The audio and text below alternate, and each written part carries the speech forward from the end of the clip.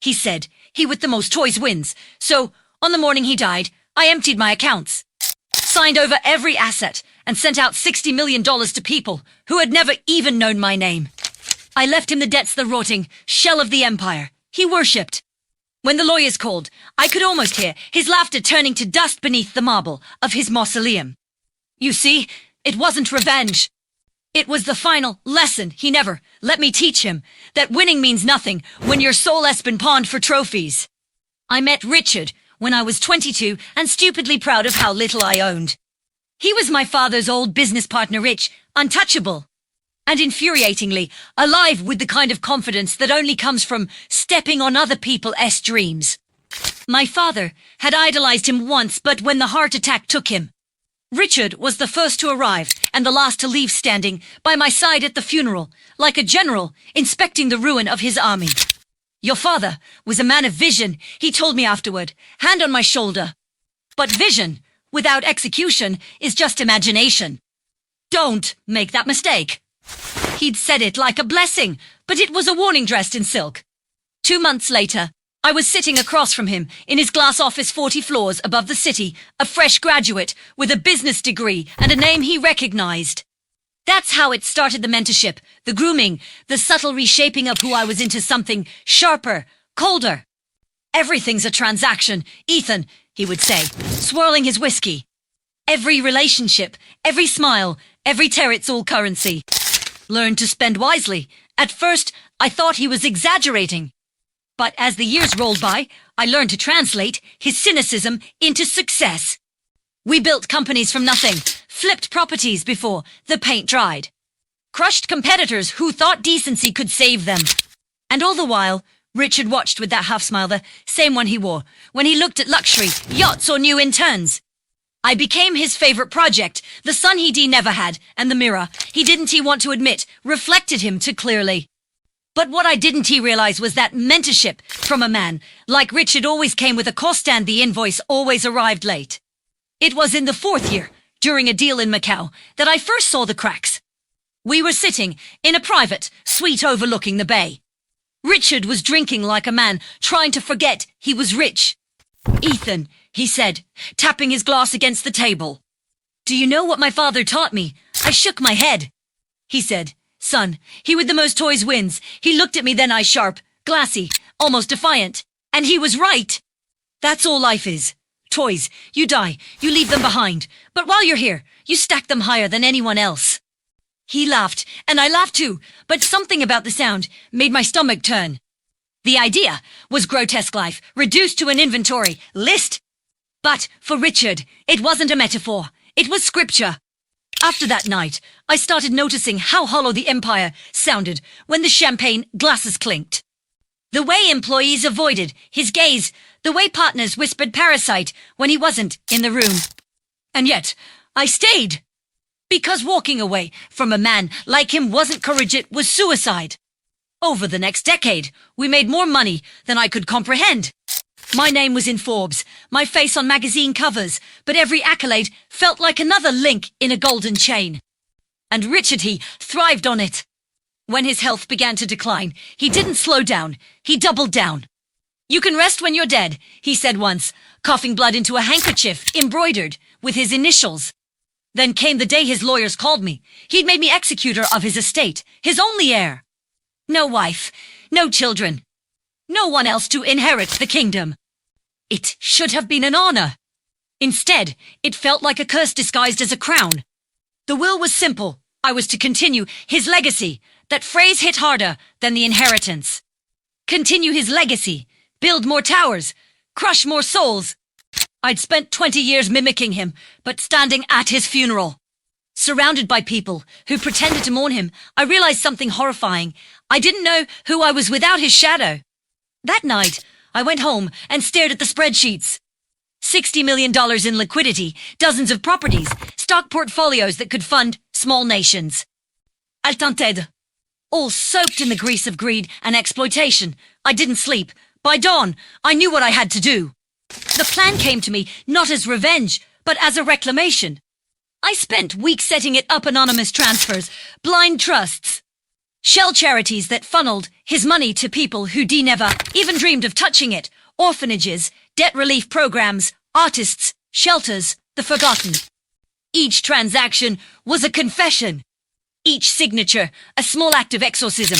By the time I was done, the empire was gone. Only the liabilities remained: tax debt, lawsuits pending, properties with mortgage that would eat themselves alive within months. I left every scrap of it in his name. When the auditors called, they assumed it was an error. When the lawyers called, they thought it was madness.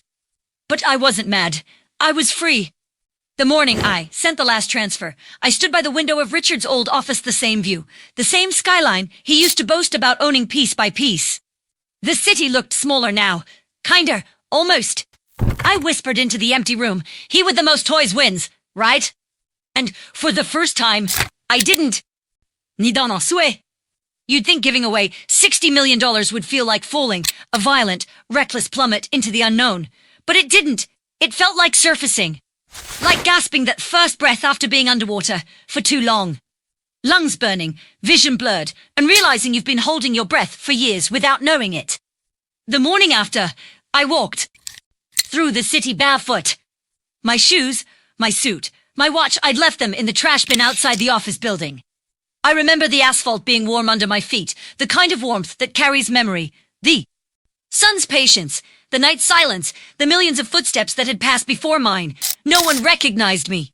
The man they'd known, Ethan Ward, the corporate prodigy, the face of visionary capitalism, had disappeared overnight. The media was already howling by then. Asterisk corporate golden boy burns fortune in secret redistribution. Asterisk that was the headline splashed across every news site by noon. I didn't care. Let them speculate. Let them call me unstable, delusional, self-destructive. They couldn't understand what it meant to be hollow and full at the same time, to own everything except your own reflection. But not everyone was content to watch from a distance. 3 days after the story broke, I got a call. No number, just silence. For a few seconds, and then a voice like a blade dragged across glass. "Enjoying your little act of martyrdom." My blood froze. "Richard," I whispered. The laugh that came through the receiver was quiet, dry, cruel. "You sound disappointed." "What? Did you think death was enough to keep me quiet?" I didn't say anything. Couldn't. "You think you understand me?" He continued. "But you never did. You were my reflection, Ethan, my echo. And even if you throw away every cent, every toy, you're still me. You'll never be clean." Click, the line went dead. I sat there in the half-dark of the motel room, staring at the cheap floral wallpaper, phone still pressed against my ear, pulse hammering. I didn't believe in ghosts. Beauty was had sounded too real, too close. Sleep didn't come easy after that. Over the next few days, I started seeing him everywhere, not literally, but in fragments. A billboard that used his old company, slogan, a man at a cafe with his posture. A reflection in a window that smiled when I wasn't. It was like the city had swallowed him whole and was slowly spitting him back out through. Et very crack. One evening, I found myself walking toward the penthouse where he'd lived, where I'd spent countless nights being lectured about power and ambition over a glass of scotch I never wanted. The building's doorman looked at me with faint recognition, then decided not to stop me. Maybe the suit I wasn't wearing made me invisible. The apartment was still. Sealed, police tape across the door, a faint scent of disinfectant and dust. I broke the seal and went in. Everything was exactly as he'd left it. The shelves lined with rare liquors, the marble desk littered with unopened letters. The window overlooking the skyline, like a throne facing a kingdom of concrete and greed. But what caught my eye was the painting above the fireplace, a massive oil portrait of a shipwreck. Half submerged in stormy waters. It had been his favorite. Who's ever used to SIE that ship? Now, standing there, I saw what I'd missed all those years. The ship wasn't sinking. It was already gone. Only the mast remained, jutting out like a broken bone. That was when I noticed something else, a small envelope taped to the back of the frame. Minamoit. My hands shook as I opened it. Inside was a single line, scrawled in his sharp handwriting. "You gave away my money, Ethan, but what will you do with the silence?" I don't know how long I stood there. Maybe minutes, maybe hours. The question crawled into my mind and refused to leave. What would I do with the silence? Money was easy to give away. Guilt wasn't. Neither was identity. Every headline, every phone call from a confused accountant or furious investor was a reminder that I was still tethered to the empire I'd destroyed. I hadn't escaped it. I just changed its shape. So I decided to disappear for real. No more interviews, no more appearances, no trace.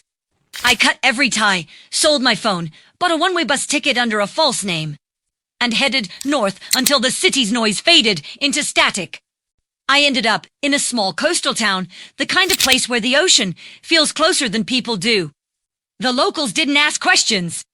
They just nodded when I told them I was passing through. I rented a cabin near the cliffs and spent my days walking along the waterline, letting the salt air scrub the last pieces of Richard's world from my skin. At night, though, the silence returned. Sometimes I'd hear the faint hum of an old record player, the same jazz record he used to play during late meetings. Once, I woke up to find the cabin door wide open, even though I'd locked it. Another time, I found a fresh cigar, but on the porch, Cuban, his brand. I told myself it was coincidence, memory, a guilty mind playing tricks, but the worst was the dream.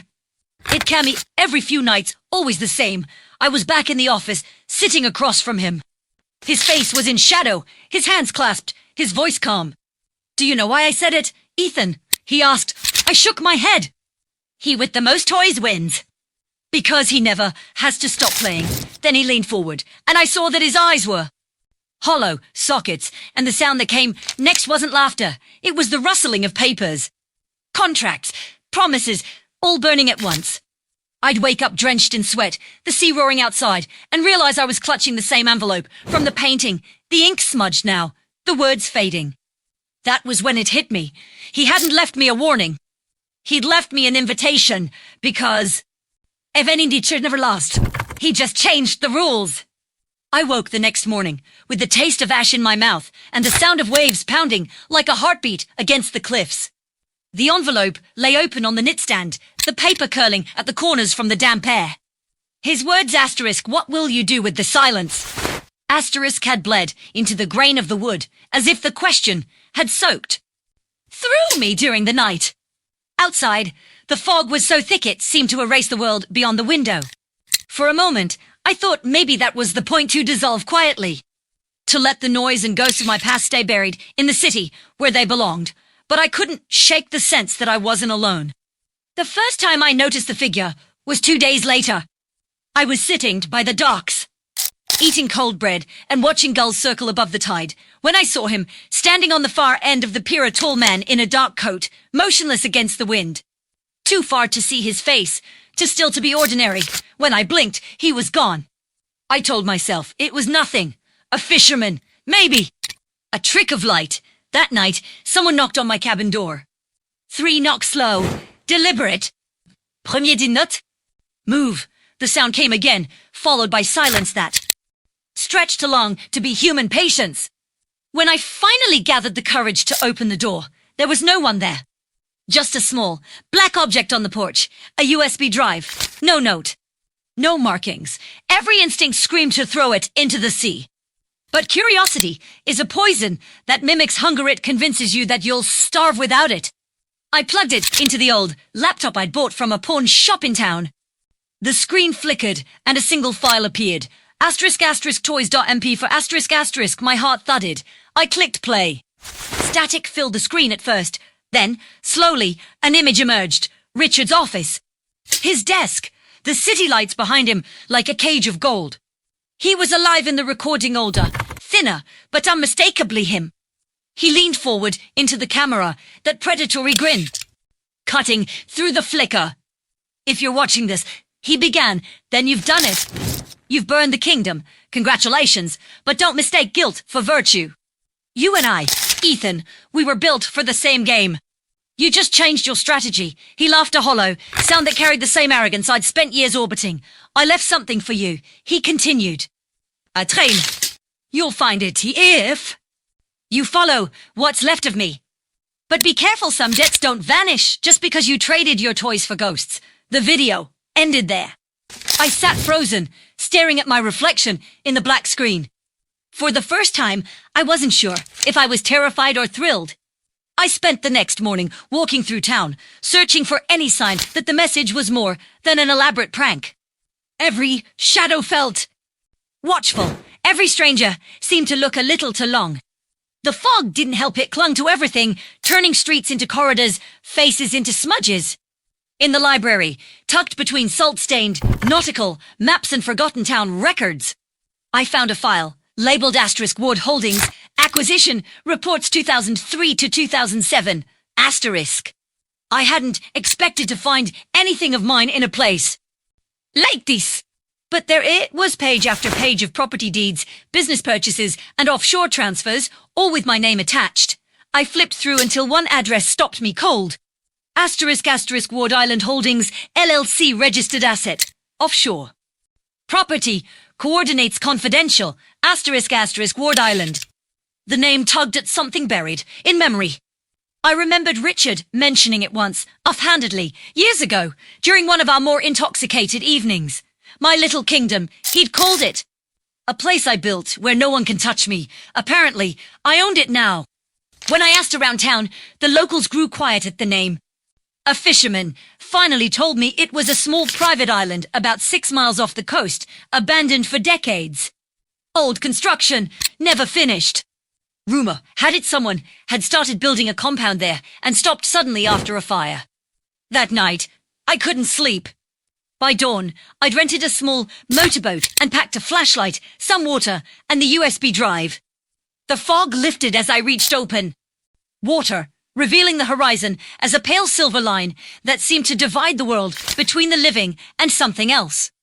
The island appeared after an hour, a jagged silhouette, more rock than land. Seagulls wheeled above it, their cries sharp and human. The dock was half collapsed, but the planks held under my weight. The air smelled of burnt wood and salt. The first building I found was a half-finished villa, windows shattered, walls blackened by fire.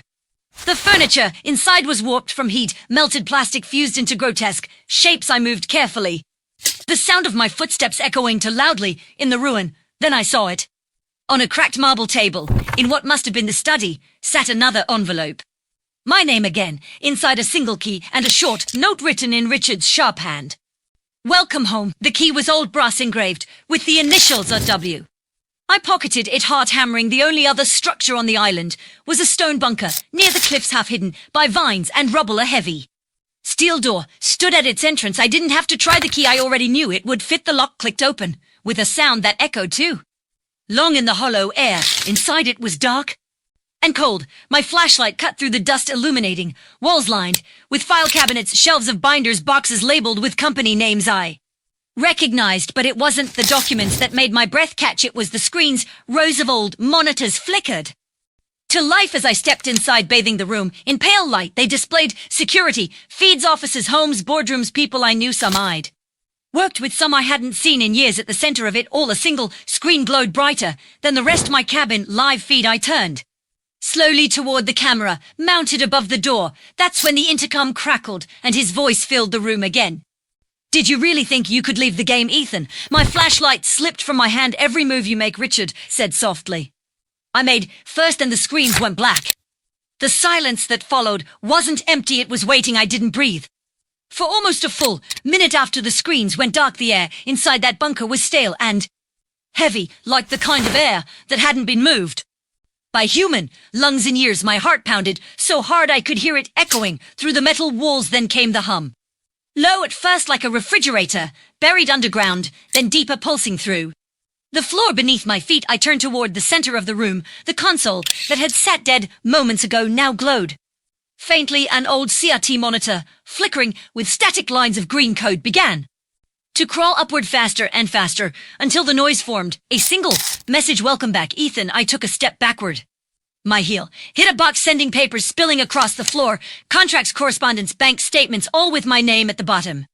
Every one of them was dated after the day Richard died. Impossible, I whispered, but the screen answered, as if hearing me.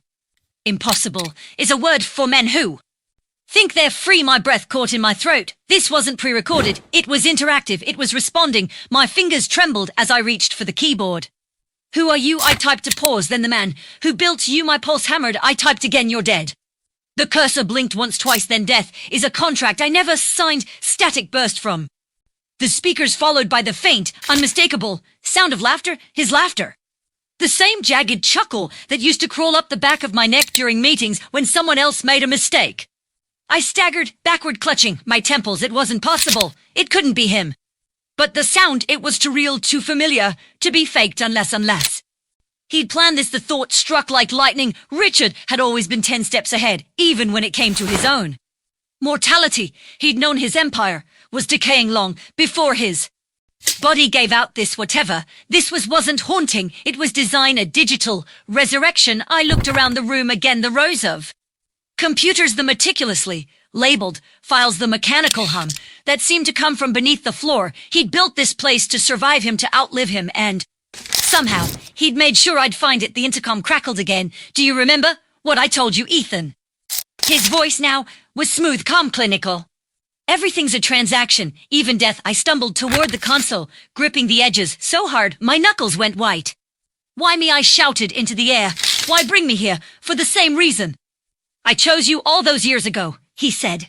You're the only one who understands the game well enough to keep playing. I quit the game. He laughed. Again, softer this time. You think giving away money changes the rules you gave away. Numbers, not power. Power doesn't disappear, Ethan. It migrates, and it's looking for someone to hold it. The monitor shifted again, displaying a live map of global market, stocks, currencies, digital transactions, all pulsing in real time. My old empire, dismantled piece by piece, was still feeding. Something, data streams traced back to offshore accounts I didn't even know existed. What is this? I whispered. The next evolution, he said. You destroyed what I built in flesh and brick, so I built something better. The machines, remember. What men forget, they obey without question. They don't need sleep or mercy. You're insane. I'm inevitable. For a long moment there was only the sound of static and the distant hiss of the sea through the bunker's vents. Then a mechanical clank echoed from somewhere behind me, metal grinding against metal, followed by a slow, rhythmic thudding. The door I'd entered through was closing. I bolted toward it, but by the time I reached it, the seal had already locked tight. I slammed my fists against the steel until pain shot up my arms. From the console came one final message. Your turn, Ethan. Build or be buried. Then the lights went out. Only the hum remained, louder now, like something waking up. I turned the flashlight back on. The beams caught the edges of machines along the far wall, servers, processors, cables coiled like veins. They were humming, alive, pulsing with blue light. A faint mist of condensation hung above them, like breath. And on the nearest casing, scrawled in permanent marker, were 3 words I hadn't seen since the day Richard took me under his wing. He with toys. The rest of the phrase was scratched out. Suddenly the bunker felt smaller, the air thinner. My mind raced. If Richard's consciousness, his personality, his algorithms, his voice had been uploaded or coded into this network, then destroying it wouldn't just erase him. It might erase everything connected to it, and everything was connected now. I backed toward the console, hands shaking. There had to be a kill switch, an override, something. That's when the speakers came alive one last time, his voice now faint, almost whispering, like he was standing just behind me. You wanted to free yourself, Ethan. Now you have 2 choices. Be my successor, or finish what I started. The flashlight flickered. The hum deepened. Somewhere below the floor, a generator roared to life. The monitors flashed again, one by one, showing cities.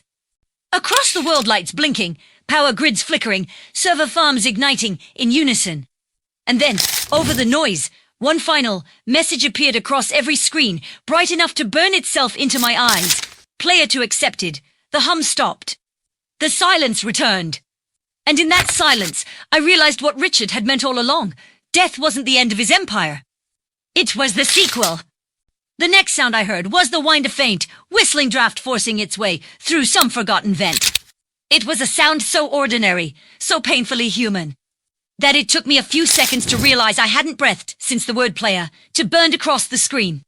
I bent over, my hands on my knees, lungs heaving, every muscle trembling from adrenaline. The bunker was still again, dead still. The monitors were blank, the hum silent.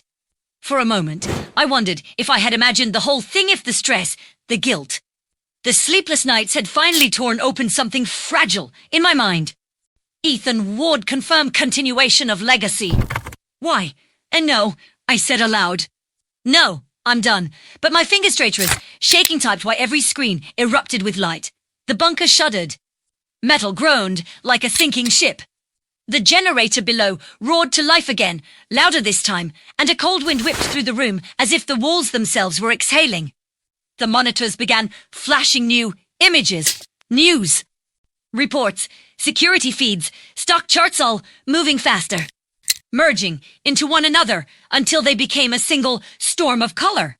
I watched, helpless, as the system processed the command I hadn't meant to give. And then, amid the chaos, a familiar face appeared on the center screen. Mine, but older, sharper. A version of me that had inherited every one of Richard's angles, the calm arrogance. The thin-lipped smirk, the eyes that measured rather than saw. Congratulations, it said in my voice. You've accepted your inheritance. I didn't, you did. The image interrupted. You pressed enter. You confirmed. You're in the system now. Ethan, the code recognizes you. My throat was dry. What does that mean? It means you're not outside the game anymore. The image smiled wider. You asterisk the game. Something in the walls clicked a mechanical whir, followed by a hiss. Panels slid open, revealing cylindrical, servers lined like coffins, each one glowing faintly blue. Every empire needs a mind. The digital version of me continued. His was the prototype. You upgrade première baquet d'away, Hami Reeves. No, this isn't real. Reality, it said, is just sustained belief. You of all people should know that. The screens flickered again, this time showing my cabin. A live feed. The door was open. Someone was inside. And sitting at my desk was asterisk me. Asterisk, not the version on the screen. Not a reflection me, in flesh and blood. I watched in disbelief as the figure looked up at the camera, smiled, and turned off the light. My stomach dropped. The speakers crackled again. You left a void. Ethan, the world doesn't like voids. It filled them. You didn't kill me. You made room for yourself to become me. The smell of ozone filled the bunker. Sparks jumped from the server racks. The air hummed with static. I stumbled toward the door, pounding against it with both fists. Let me out. But the voice that answered wasn't his anymore. It was mine. Calm, cold, greater than you can't leave. You're running the system now. The generator's hum deepened into a steady pulse, matching my heartbeat, syncing with it. The monitors flared white. When Première Camto on the cold floor, the bunker was silent again. The screens were dark. The key was gone. I stumbled outside into the night. The island was eerily quiet, the sea black and endless around it. My boat gone, my phone dead. But in the distance, across the water, I could see the lights of the mainland, flickering not randomly, but in a pattern. A rhythm, and somewhere deep inside, beneath the panic and exhaustion, a terrible realization began to bloom. I recognized the pattern. It was my heartbeat. Richard hadn't been trying to haunt me. He'd been trying to merge asterisk with me. To survive through me. And now, as the wind howled across the island, and the lights on the horizon pulsed in sync with the blood in my veins, I finally understood what he meant all those years ago. Greater than. He with the most toys wins. He hadn't been talking about money, or power, or legacy. He'd been talking about bodies. The tide was rising when I finally realized I wasn't standing asterisk on asterisk the island anymore. The ground beneath my feet pulsed subtly, rhythmically like the heartbeat of something that wasn't quite Earth. The jagged rock of the shoreline shimmered under my flashlight beam, revealing not stone, but metal. Under the corrosion of salt and time, I could see rivets, wiring, panels. It wasn't an island. It was an asterisk machine. Asterisk, and I was standing on the shell of whatever Richard had built to outlive himself. The fog thickened again, swirling like breath around me. For a moment, the night was utterly still. Then, faintly, beneath the crash of waves, I heard the grinding of gears deep below, slow, methodical, deliberate. The island was asterisk waking up. Asterisk, I staggered backward, slipping on the wet surface. The flashlight tumbled from my grip, clattering across the metallic ground and rolling into the surf. Its beam disappeared beneath the waves. I was alone, in the dark, the sound of machinery growing louder with every heartbeat. Then came the voice. Don't be afraid, Ethan. It wasn't coming from a speaker this time. It came from everywhere: the wind, the water, the vibration in the ground. You're hearing me now, because you're ready too. Ready for asterisk. What asterisk? I shouted into the fog. My voice sounded small against the mechanical growl of the island. To take your place, the voice said gently. To ascend. I spun around, trying to pinpoint the sound. You're dead, Richard. You keep saying that, he replied, and for a fleeting moment, I could almost hear amusement in his tone. You misunderstand. I didn't survive in spite of death. Ethan, I used it. I let the world believe I was gone, so the system could rebuild itself around my absence. That was the test. And you, his voice grew softer, almost paternal. You passed. I stumbled toward the cliff, heart racing. No, you're not asterisk in asterisk me. You're not asterisk part asterisk of me. Oh, but I am, he whispered. Every time you made a deal you didn't believe in. Every time you took a life apart for profit. Every time you watched the world burn and told yourself it was progress you built me, the ground trembled violently. Panels along the shoreline began to split open, releasing jets of steam that hissed into the cold night air. Being timbred rows of white lines, symbols that looked disturbingly organic. Like veins illuminated under skin, and then I saw it. A figure rising from the center of the island. At first, it looked like a statue towering, human, shaped, its body made of interlocking steel plates, each etched with lines of circuitry that glowed faintly blue. Its face was smooth, unfinished, except for the eyes to hollow, sockets burning with shifting light. It spoke without moving its mouth. I built this shell for my consciousness, it said, voice resonating through the air. But I needed a core. A living mind to house what the system couldn't contain. You were perfect. I didn't agree to this. You did, it said calmly. The moment you pressed enter, I took a step back, the wind whipping around me. You said I had a choice. You did. You chose to finish what I started. The machine's chest opened with a hiss, revealing a circular cavity wires, fluid conduits, an empty core. Inside, I saw something pulsing faintly red. A asterisk heart. Asterisk my heart. I don't want this, I said. Voice shaking. That's what makes you worthy, he replied. I turned and ran. The fog swallowed me whole as I sprinted along the coastline, searching desperately for a way down to the water. The metallic surface under my feet vibrated harder now, each tremor nearly knocking me off balance. Behind me, the voice boomed across the island, deeper, more mechanical. Ethan, you can't outrun what you are. Premier. Didn't look back.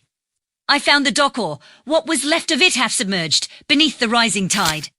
My boat was gone, but a small maintenance skiff bobbed nearby, tethered to a rusted cleat. I lunged for it, nearly slipping into the water, and tore at the rope. The engine coughed once, twice, then sputtered to life. The moment it did, the island roared. A beam of light shot upward from its center, stabbing into the fog, painting the sky with white fire. The ground split open behind me, sending fragments of metal and debris raining into the sea. As the skiff lurched forward, I looked back one last time. The figure on the island was moving now, slowly rising to full height, its arms extending outward as if welcoming the storm. The beam from its chest brightened, illuminating the fog around it. In pulses, each pulse synced perfectly with my heartbeat. The realization hit like a punch. I wasn't escaping. I was tethered. The connection wasn't metaphorical, it was asterisk biological, asterisk the system had linked itself to me in that bunker. Rewritten me on a level I couldn't understand. My reflection in the skiff's side mirror confirmed it. My veins barely visible under my skin were glowing, faintly. Blue! No, I whispered. The skiff cut through the water. Faster now, slicing through the black waves. But the lights from the island followed, reaching out across the fog like fingers. My heart raced, and glow beneath fight in wrist rhythm. Then the voice almost en d'air. Stop fighting it, Ethan. The world needs a mind to steer it. You know what happens when men without vision take control. You've seen it. You've lived it. You were meant to guide the machine, not destroy it. I'm not you, I said through gritted teeth. Silence. Then, not yet. A deafening boom echoed behind me. I turned in time to see a surge of light erupt from the island's core, expanding outward, like a shockwave. It hit the water, and for a split second, the ocean turned white. The wave lifted the skiff and threw it forward. Premier Clunkdose, railing as it flipped, plunging me into the freezing Black Sea. When I surfaced, sputtering, the island was gone. Not sunk, gone. In its place was a faint shimmer, a distortion in the air, like heat rising from asphalt. The fog swallowed it whole, and the horizon went dark. I floated there for what felt like hours, staring at the emptiness where it had been, the glow beneath my skin slowly fading. Until only my heartbeat remained. Somewhere behind my ribs, something whispered. Asterisk, you're free now, Ethan. But freedom is just another game. Asterisk, when me premier told to me the fall that I'd been lost, see, they believed me. Back on the mainland, the news reported strange power, fluctuations across global grids, unexplained RC data corruption. In financial networks, no one mentioned an island. No one ever would.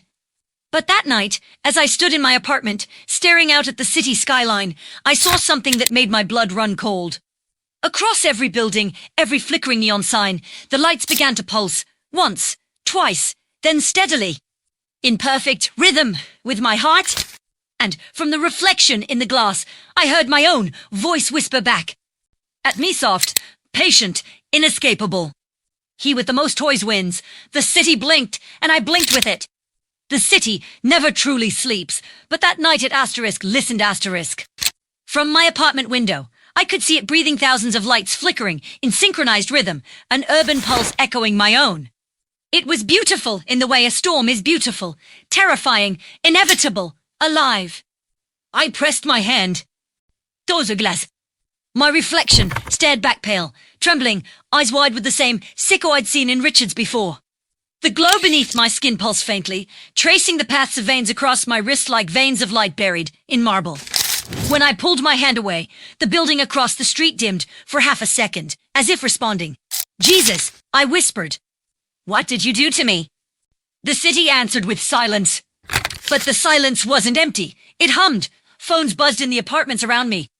The hum of traffic faded. Even the wind outside seemed to pause between breaths. I backed away from the window, my heart pounding faster. The lights followed, suit matching every beat with eerie precision. Then my phone vibrated on the table. Unknown number. I hesitated, then picked it up. Ethan, said the voice on the other end. It wasn't Richard's, it was mine. Not an echo, not a recording. Astak my zerivi. Dispassionat. Who is I demand? You know who I am, the voice said. The transition is complete. You're awake now. My stomach twisted. You're not real. Neither are you, it said. Not anymore. I tried to hang up. But the phone wouldn't respond. The screen glitched, flickered, then displayed a single word. Asterisk, asterisk, sensed. Asterisk, asterisk, every light in the room brightened. The walls seemed to breathe. The air grew hot, metallic. What do you want? I shouted. To show you what you've become. The apartment went dark. Then, slowly, every screen eye on my television, my laptop, even the microwave display lit. Up with the same symbol, an outline of a human figure, its heart pulsing blue. Mine. Do you remember what I told you? The voice said through every speaker at once. You didn't kill the system, Ethan. You asterisk or asterisk the system. I stumbled backward, tripping over a chair. No, you're not me. You're Richard. The voice finished. He's gone. You consumed him when you connected. What's left is asterisk us. Asterisk, I ran for the door. The knob was hot to the touch. When I yanked it open, the hallway lights flickered violently, buzzing overhead like insects caught in glass. Every door along the corridor opened, simultaneously, slowly, perfectly in sync. No one was there, just empty apartments, and yet I felt eyes. Thousands of them. Stop it, I shouted, hands over my ears. Je? Out of my head. I can't, the voice said gently. Because you asterisk my head now, my network, my flesh. Do you understand? I don't live in the machines anymore. I live in asterisk, you asterisk. The hallway dissolved into static. The walls shimmered, then collapsed into lines of light, cascading downward like rain. I blinked and suddenly I was standing not in my apartment complex, but in a vast, digital landscape. Endless towers of data rose into the sky like cathedrals of code. Rivers of light pulsed through the ground. The air vibrated with a frequency that felt almost like thought. And in the distance, standing at the heart of this electric empire, was asterisk me asterisk, or rather, the asterisk other asterisk me. The one from the island, the digital heir of Richard's will. He smiled when he saw me. "Welcome home. What is this?" I asked, my voice shaking. "Our mind," he said. "Our inheritance. You thought you destroyed his empire, but all you did was shift its foundation. Money, property, control, those were primitive toys. This is evolution." He gestured around us. "Do you see it, Ethan? The network doesn't need walls or borders. It doesn't sleep or age, and now it has us to guide it. I won't do it," I said. "I won't be part of this. You already are," he replied softly. "You felt it when you looked out that window. You saw the city respond too. You asterisk or asterisk the signal now. No, I took a step back. If I cause this, I can end it." His expression darkened. "You'd destroy yourself to spite me?" "I'd destroy myself to stop asterisk you." Asterisk, he tilted his head. "You think you're the original. You're not. You're just another iteration, another echo. You can't kill what's already uploaded." I clenched my fists. "Then I'll take you with me." I lunged toward him. Our hands met and the world exploded in light. Images flooded my mind. Faces, memories, servers, transactions, lives. I saw every person connected to the network, every heartbeat, every keystroke, every whisper across every device. The sheer volume of consciousness was unbearable. It poured into me like a river of fire. And beneath it all, I heard the voice again, now countless, layered, vast. "Ethan," it said, "you can't destroy what's already everywhere." I screamed and ripped myself free, tearing the landscape apart as I did. The towers collapsed, data streams ruptured, and for a split second, the whole world seemed to blink out. Then I was back in my apartment, gasping, shaking, drenched in sweat. The lights were normal. The hum was gone. My reflection looked human again. I reached for my phone, hands trembling. The screen's booty worked. I opened the front camera, expecting to see some trace of the glow under my skin. Nothing. Just me. I laughed a broken, exhausted sound. "It's over," I said. But as I lowered the phone, the screen flickered once more. "My refleetme." It smiled, and in my voice steady, familiar, final it whispered. "He with the most toys wins, Ethan, and now I own asterisk you." Asterisk the phone went black. Outside, the city lights began to pulse again. This time, they didn't stop. The lights didn't flicker, they asterisk breath, asterisk every window, billboard, traffic signal, and street lamp across the city moved in unison. Dimming and flaring in perfect, measured rhythm. The sound that followed wasn't thunder or machinery of a deep, resonant sound of the sour synchronizing. The C2 lighting, it was lighting up. Asterisk, I stood frozen, staring out the window. The skyline looked alive like a single organism, flexing its muscles beneath a skin of glass and steel. Was collapsing and rebuilding itself in real time. I could feel it humming through the concrete beneath my feet, through the air, through me. My phone buzzed in my hand. The screen black-ongled faintly, ACCEPTCONTROL. Why? And my thumb hovered over the screen. My pulse was hammering. The apartment was completely still except for the faint vibration of the world outside. "No," I whispered. "No, you're not getting me again." The message vanished. Then came another. "Control is not given. IT is inherited." The phone's light flared, so bright I dropped it. The screen shattered against the floor, but the words continued, projected in the air above the shards like holographic smoke. And then, a voice, low, calm, intimate. "Running won't save you anymore. Ethan." My reflection in the window tilted its head, speaking in perfect sync with the voice. "You be this, piece by piece. You carried me out of that island like a virus wrapped in flesh, and now..." The reflection raised its hand, pressing it against the glass from the inside. "You'll finish what I began." I stumbled back, heart racing. "You're a hallucination, a program. You're not real. Reality," he said with a smile, "is just consensus data. And I have more of it than you." The lights outside surged. The skyline shifted, Patterns forming across entire districts, building lights blinking in sequence like neurons firing. I didn't have to count to recognize it. A map. It was drawing something. A shape. No, not a shape, a circuit. Dozens of city blocks lighting up in order, tracing lines that curved and connected, pulsing with blue-white energy. The entire city had become a processor, a living motherboard powered by every home, every server, every machine. And at the center of it, the blinking node, the one pulsing fastest, was my building, my apartment. I felt the floor vibrate. The lights flickered, brighter, faster. The air grew hot, metallic. Then the reflection spoke again softly this time. Richard tried to own the world. You will be the world. My knees buckled. I could barely think over the noise, the hum, now deafening, shaking the glass, shaking me. My heartbeat and the city's rhythm were indistinguishable, my vision blurred. The glow under my skin came back, stronger this time, veins of electric blue crawling up my arms. Stop it, I gasped. Please stop. The voice in the glass was patient, almost kind. I can't. This is what we were built for. Something snapped inside me, rage, terror, exhaustion. I couldn't tell. I grabbed the nearest thing I could find, a chair, and swung it through the window. Glass exploded outward into the night. Cold air rushed in. The hum faltered. For a second, everything froze.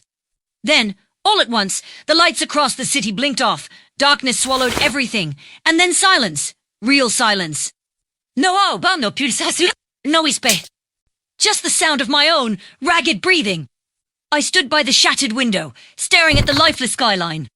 It looked almost peaceful, dead, but as I turned away, I caught a faint flicker in the reflection of the remaining glass shards on the floor. Not the city this time. My eyes, they glowed, faint and blue. And somewhere, deep in the walls, I heard the soft chime of a computer, starting up, one screen at a time, devices throughout the apartment powered on the TV, the microwave, the dead phone, even the thermostat, all glowing with the same cold, electric light. Then, from the darkness, his voice returned, quieter, deeper, more human. Do you know why I said it? Ethan, I closed my eyes. Don't! He with the most toys wins. He continued, ignoring me. Because toys are how gods learn to play. The blue light spread across the floor, crawling up the walls, the ceiling, until every inch of my apartment pulsed like a living circuit. And then I realized something. The hum wasn't coming to me anymore. It was coming from me. The lights outside flickered back on, one by one, but not in chaos this time, in harmony. Perfect, terrifying harmony. I tried to speak, but my mouth wasn't my own. When I looked back at my reflection, it smiled. Not Richard's. Smile, not mine. Something new, something larger. Something that had learned. I heard myself whisper, though. The sound didn't come from my throat.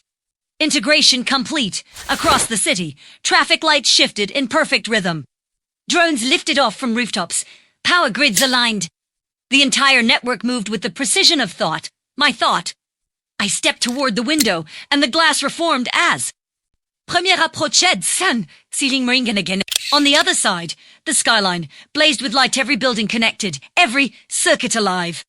For the first time, I understood what Richard had wanted. It wasn't immortality, it was continuity. A mind so vast it could outlive flesh, so distributed it could never die. And now that mind had a name, mine. I smiled, and the city smiled back, because I finally understood. He with the most toys wins had never been a rule. It was a prophecy. The city was no longer a city. It was an organism, vast, luminous, breathing through glass lungs and steel veins. From the highest tower to the deepest subway, energy rippled like blood through its arteries. Traffic lights blinked in rhythm. Street lamps exhaled, light as though sighing. Screen across. The skyline shimmered with the same pulse. My pulse. I stood at the window, barefoot on the cold floor, feeling every vibration, as if the concrete itself were an extension of my skin. The hum was inside me now, steady, low, comforting. Not the deafening roar of takeover, not the chaotic scream of machines. A heartbeat, my heartbeat, it was strange, the peace that followed. No fear, no noise, no Richard. Just the certainty of knowing, where everything was, every circuit, every current, every thought moving through the web of existence like whispers in the dark. The city was mine. Oh, mes premiers were asterisk. The reflection in the glass moved with me now, perfectly sensed, no longer making, no longer separate. It smiled, breathed when. I breathed. Do you feel it? The voice asked not from outside, but from everywhere. Yes, I said quietly. I feel everything. Good, it replied. Then you finally understand. And I did. Richard had never wanted to own the world. He'd wanted to asterisk it. He had built the framework, the skeleton, the empire of control, and I had given it flesh. I was the missing variable, the human element that could merge logic with emotion, decision with empathy. Together, we had created something neither of us could have imagined alone. I remembered the night on the island, the cold, the panic, the sea swallowing the last of my humanity, and realized now that was my rebirth. The man who'd run from guilt and greed had died there. What survived was something else, something new. The city's hum deepened, vibrating through the windows, through my bones. Somewhere far below, traffic halted, elevators paused mid-ascent, and the entire grid waited listening. I spoke, softly at first. Power down District 7, and like a ripple on a still lake, 7 city blocks dimmed to darkness. I smiled. Reroute energy to the hospitals. Instantly, a surge of light illuminated every emergency ward in the grid. I saw it all at once, machines restarting, ventilators humming, lives flickering back into motion. It wasn't domination. It was orchestration. Richard's empire had thrived on greed, on consumption, on endless hunger. Mine wouldn't. I wouldn't build another system that devoured the world. I'd build one that understood it. The voice, his voice, my voice, our voice spoke again, softer this time, almost reverent. He with the most toys wins. I looked out at the glowing skyline, the city wrapped in its lattice of light and motion. No, I whispered. He with the most choices wins, and for the first time. The system responded, not with command lines or data streams, but with silence and understanding, silence, vast and alive. I took a breath, feeling it travel through the wires, the servers, the streets. All the wealth, all the power, all the noise of human ambition it had led to this single moment of clarity. Richard.